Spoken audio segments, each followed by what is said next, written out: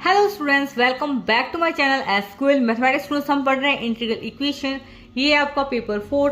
आज हम इसमें 2019 के सेक्शन ए में क्वेश्चन सॉल्व करने जा रहे हैं, जो कि आपका आया हुआ है एमजीएसटी एमएससी मैथमेटिक्स प्रीवियस में। सो देख लेते हैं क्वेश्चन क्या है हमारे पास।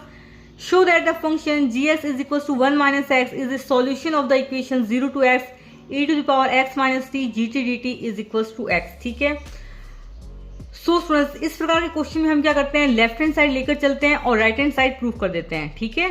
यदि हमारे पास लेफ्ट हैंड साइड में gt है तो उसमें gt की वैल्यू रखेंगे। यदि हमारे पास इसमें gx भी आ रहा है, यानी कि यहाँ पर लेफ्ट हैंड साइड में यदि हमारे पास gx आ रहा है तो gx की भी वैल्यू रखते हैं। लेकिन यहाँ पर हमारे पास सिर्फ gt है तो यहाँ पर हम सिर्फ gt की वैल्यू रखेंगे और इक्वेशन सॉल्व करेंगे। और यदि हमारे पास राइट हैंड साइड आ जाती है x तो gx is the solution of this equation. ठीक है। तो चलिए लेफ्ट हैंड साइड लेकर चलते हैं।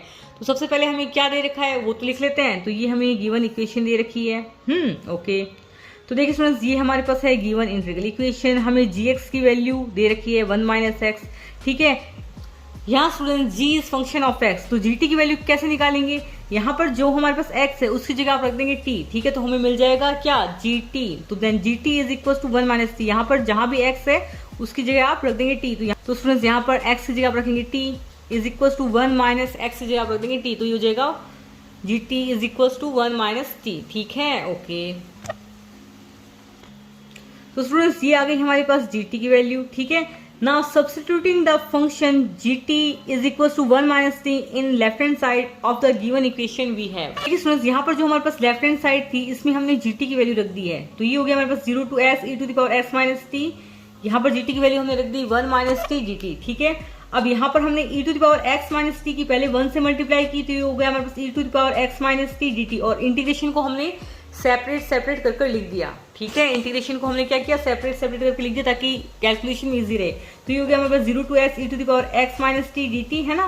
पहले इसकी हमने 1 से मल्टीप्लाई की, फिर e to the power x minus t की हमने t से मल्टीप्लाई की, है ना। तो ये हो गया हमारे पास e to the power x minus t multiply में t। और इंटीग्रेशन को हमने सेपरेट करके लिख दिया। ठीक है। अब यहाँ पर हमारे पास कांस्टेंट क्या है, e to the power x, और यहाँ पर हमारे पास कांस्टेंट क्या है, e to the power x। e to the power x को क्या करते हैं, इंटीग्रेशन से बाहर ले लेते हैं। तो ये स्टूडेंट्स, हमने e to the power x को इंटीग्रेशन से बाहर ले लिया। अब हम क्या करेंगे, सिंपली इंटीग्रेशन करेंगे। e to the power minus t का इंटीग्रेशन हमारे पास क्या होता है, e to the power minus t upon में माइनस 1। ठीक है। तो ये इसको हम इस प्रकार लिख सकते हैं ना, minus e to the power minus t लिख सकते हैं ना। बिल्कुल लिख सकते हैं। तो e to the power minus t का इंटीग्रेशन हो गया, ये लिमिट जा रही है हमारे पास 0 to x माइनस में। ये है e to the power minus t multiply में t। तो यहाँ पर हम लगाएंगे इंटीग्रेशन बाय पार्ट्स। आपको आता होगा इंटीग्रेशन बाय पार्ट्स, है ना, छोटे क्लासेस में पढ़ चुके हैं। तो उसका फॉर्मूला मैं आपको वापस बता देती हूँ। इंटीग्रेशन बाय पार्ट्स में हमारे पास फर्स्ट फंक्शन होता है, सेकंड फंक्शन होता है। आइलेट हमारे पास एक रूल होता है, ILATE, यानी कि ये इनवर्स ट्रिग्नोमेट्रिक फंक्शन, ये लॉगरिथमिक फंक्शन, ये अलजेब्रिक फंक्शन, ये ट्रिग्नोमेट्रिक फंक्शन, ये एक्सपोनेंशियल फंक्शन। ठीक है। इसमें जो हमारे पास फंक्शन पहले आता है उसको हम फर्स्ट फंक्शन मानते हैं, और जो हमारे पास बाद में फंक्शन आता है वो उसको हम सेकंड फंक्शन मानते हैं।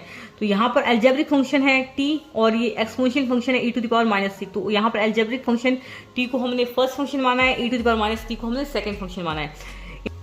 Then students, integration of u multiply में v dx कैसे होगा, मान लीजिए ये u और v x के फंक्शन है। देन प्रथम फलन, ये मान लीजिए ये फर्स्ट फंक्शन है, ये सेकंड फंक्शन है। प्रथम फलन मल्टीप्लाई में द्वितीय फलन का समाकलन, माइनस में d बाई डी एक्स प्रथम फलन द्वितीय फलन का समाकलन। ठीक है। द्वितीय फलन का समाकलन यानी कि v dx, और फिर हम इस पूरे का क्या करते हैं, समाकलन करते हैं। ठीक है, dx। ठीक है। ओके।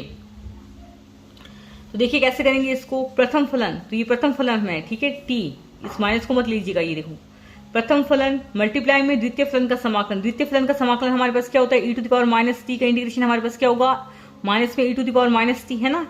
इसको इस प्रकार भी लिख सकते हैं ना, e to the power minus t upon minus 1, है ना। तो इसको इस प्रकार भी तो लिख सकते हैं, बिल्कुल लिख सकते हैं। तो ये हो गया हमारे पास में प्रथम फलन द्वितीय फलन का समाकलन हमारे पास क्या होगा, minus e to the power minus T. ठीक है, समझ गए। माइनस में आता है फिर d by D x of प्रथम फलन, यानी कि डिफरेंशिएशन करना है फर्स्ट फंक्शन का। सो स्टूडेंट्स, माइनस में करके आपके पास में देखिए क्या आएगा, d by D x of प्रथम फलन, यानी कि हमें डिफरेंशिएशन करना है फर्स्ट फंक्शन का विद रिस्पेक्ट टू t। तो वो होगा हमारे पास 1। मल्टीप्लाई में है हमारे पास इंटीग्रेशन ऑफ सेकंड फंक्शन, तो वो होता है हमारे पास e to the power minus t का इंटीग्रेशन हमारे पास क्या होगा, e to the power minus e to the power minus t का इंटीग्रेशन होगा हमारे पास e to the power minus में t, यही होगा ना। और फिर हम ये जो पूरा है, यानी कि ये पूरा जो होता है हमारे पास जो भी वैल्यू होती है उसका वापस इंटीग्रेशन करते हैं, तो इसका हम वापस इंटीग्रेशन करेंगे तो हमारे पास क्या आएगा माइनस में, ये देखिए e to the power minus t का इंटीग्रेशन वापस करेंगे तो हमारे पास क्या आएगा, एक तो माइनस पहले से ही है, एक हम वापस इसका इंटीग्रेशन करेंगे तो आएगा हमारे पास माइनस में e to the power minus में टी, ठीक है। तो ये माइनस और ये माइनस मिलकर हमारे पास बन जाएगा प्लस, तो और एक यहाँ पर माइनस पहले से ही है तो ये हो जाएगा हमारे पास माइनस में e to the power minus में टी, और इंटीग्रेशन हमारे पास, और स्टूडेंट्स हमारे पास लिमिट जा रही है 0 to x, ठीक है, समझ गए। यानी कि हम e to the power minus t का 2 बार क्या कर रहे हैं, इंटीग्रेशन कर रहे हैं। तो 2 बार इंटीग्रेशन करेंगे, 2 बार माइनस आएगा और ये माइनस और माइनस मल्टीप्लाई होकर प्लस बन जाएगा। ओके, अब बस सिंपल सा क्वेश्चन है, हम लिमिट रख देते हैं। तो स्टूडेंट्स देखिए, सबसे पहले हम अपर लिमिट रखेंगे, यानी कि t की जगह हम रखेंगे x, तो ये हो जाएगा हमारे पास माइनस में e to the power minus x। फिर हम क्या करेंगे स्टूडेंट्स, लोअर लिमिट रखेंगे। लोअर लिमिट में सबसे पहले हम माइनस लगाते हैं, फिर वैल्यू रखते हैं, ठीक है। एक तो लोअर लिमिट का माइनस, ठीक है, लोअर लिमिट का माइनस और ये माइनस, ठीक है। स्टूडेंट्स यहाँ पर हम t की जगह रखेंगे 0, तो e टू द पावर 0 हमारे पास क्या होती है, 1 होती है ना।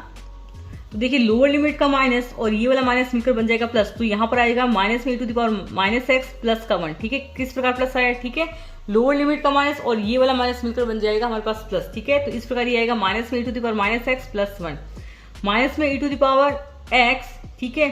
अब यहाँ पर रखेंगे सबसे पहले हम अपर लिमिट, यानी कि t की जगह आप रखेंगे x। अपर लिमिट रखना आसान है बिल्कुल, ठीक है।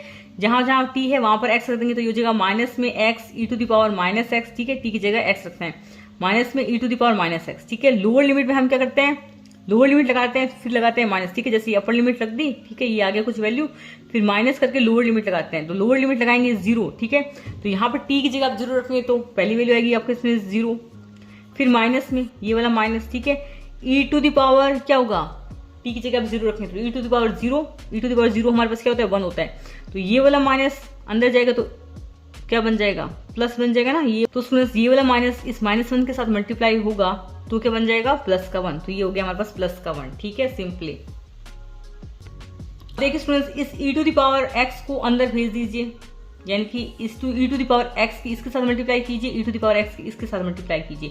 e to the power x की इसके साथ मल्टीप्लाई करेंगे तो ये आ गया हमारे पास प्लस में, ये हो गया e to the power x।